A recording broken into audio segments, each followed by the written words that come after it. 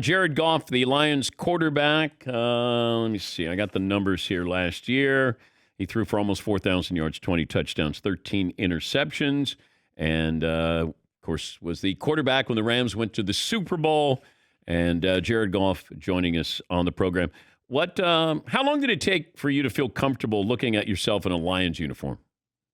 It wasn't too long, pretty quickly. I think, seeing that jersey for the first time is, maybe a little different, but it's been fun, man. It's been a good transition, and yeah, so maybe a week. And what was your first impression of Coach Campbell? Man, when I first met him, I mean, when I first talked to him on the phone, it was obviously exciting, and to hear from him and to hear his voice and to hear how excited he was about me and just furthermore getting the chance to talk to him was fun. It was really cool and really gave me the rejuvenation, that breath of fresh air thing. And then being around him ever since then, it's more the same. The dude's genuine. He is who he is. And I'm excited to see him and be a part of this, whole turnaround here. But how's his coaching style play into what you need to do to be successful? Me personally? Yeah. Yeah. I think he has a nice mix of, telling you the truth when it's not what you want to hear. And at the same time, he's a loving guy. He's a loving coach and gives you that as well. So it's a good mix of that. And for me personally, I love it. I love being held accountable to what I need to do. And then at the same time, just if I do something right, let me know. How would you do arm wrestling with him? He'd kick my ass. He looks like he can still play. And, we joke with him all the time. Hey, man, you got a few reps in you? And he says, no, of course not. But, maybe one of these days we'll get him to run a couple routes. But you can't be hurt around him, can you? Like, you can't say I'm banged up because he tells all these stories where he played through a lot of pain. Yeah, no doubt. I mean, it is fun to play for a guy who's kind of been through it, truly firsthand experience on multiple teams, on multiple good teams and on teams that haven't had success. He's seen both sides of it, and he's obviously had his trials and tribulations as a player. And like you mentioned, he's been banged up, I'm sure, at the tight end position playing the way he did. So yeah, there isn't much to complain about around him. That's for sure. Explain this to our audience and those of us who never played. When a coach said, "Oh, it was a bad practice," like what is a bad practice in August? Yeah, usually, I mean, at least now it's sloppy, it's hot, it's guys are jumping off sides, balls are getting dropped or missing throws. It's more so mental than anything at this point. When guys get tired, some of those mental mistakes come up, and I think that's the sign of a good team is when it is hot and you are tired and things aren't going your way to stay on point and do what you're supposed to do. What's the worst thing a rookie can do? Show up late. Ooh. Or not do what the veterans tell them to do. What happens if they show up late?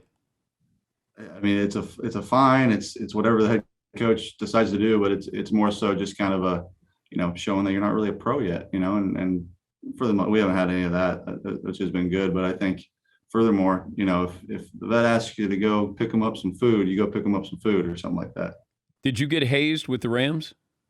When I was there, Fisher was the head coach as a rookie, and he was pretty, just firmly against that. So I didn't have much of it. I remember I had to run coffee runs for Case and Sean Mannion at the time, and that was fine with that. That was part of the job at that time, and Case couldn't have been better to me as a rookie, so it was good with it. But also, when you get to that point where they know that you're going to be the starting quarterback, but in the meantime, you kind of have to do what they tell you to do. You got to pay your dues, man. Everyone does, no matter who you are, and I think that's kind of consistent across the league, and it was no different for me. That's for sure. What are the expectations in Detroit, and how do they change from what they were with the Rams?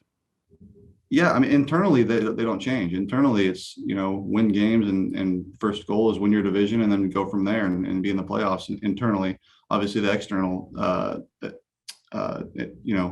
implications are different and what people think of the team may be different, but internally it's the same every year for all 32 teams, I would imagine, and we're no different. We've got all the players we could ever want and all the coaches we could ever want. We got everything here. It's about going out and executing, doing your job, and showing up on Sundays. What's the biggest difference between LA and Detroit? Oh man, I mean, the culture is entirely different. I'm speaking about the city. I'll just being around the city, it's different. It's the Midwest.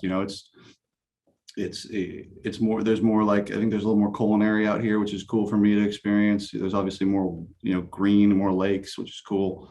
I've lived in California my whole life, so getting to experience this has been really fun for me and really a cool experience. But it's a kind of a beer and shot kind of place. It's Yeah, not white and wine. I keep saying this now, and everyone keeps telling me, "Oh, just wait till the winter." And I know it's coming. I'm enjoying it right now, and thankfully we play inside and got some indoor games later in the year as well. Yeah, you're okay. Minnesota, you're inside. Detroit, Yeah, you play inside. I mean, you got to go to Lambeau. yeah, that's all right. We played there in January. Chicago. Yep, yep, What's played the there. worst weather you ever played in? Worst weather. Oh man. We had one in Denver that was surprisingly cold a few years ago. I think it was about 10 degrees.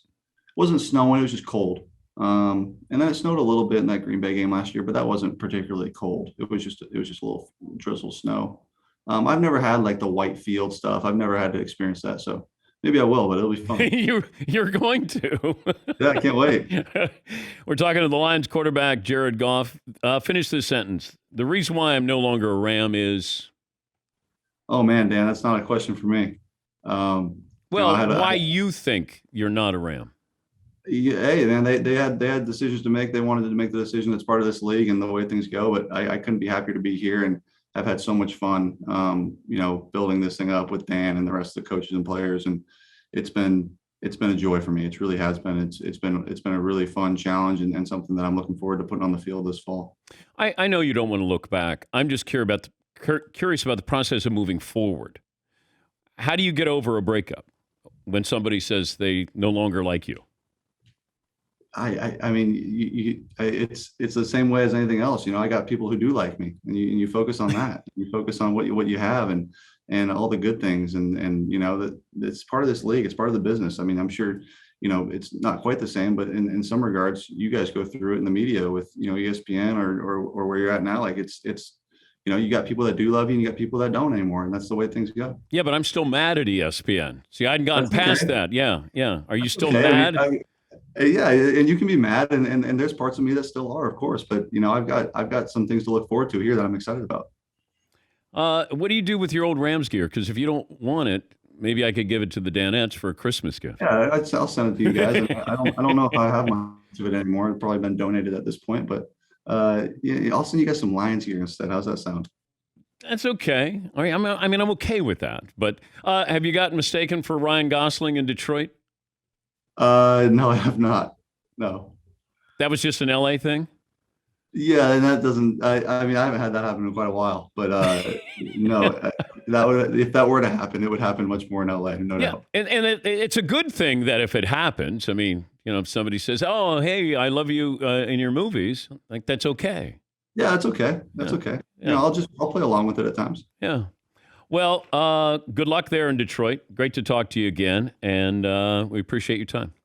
Thank you, Dan. I appreciate it. It's always fun on here, and I hope you and the Danettes have a solid weekend. I got the old Rams jersey here, the Jared Goff jersey. Well, it's time for a new one, huh?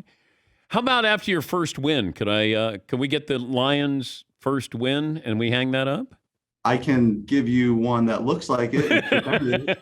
Well, wait, are you going to use that for some? Wait, you're going to keep that for yourself? I think I'd probably keep that one. Yeah. Okay, how about the third win? Sure, you can have the third win. Third.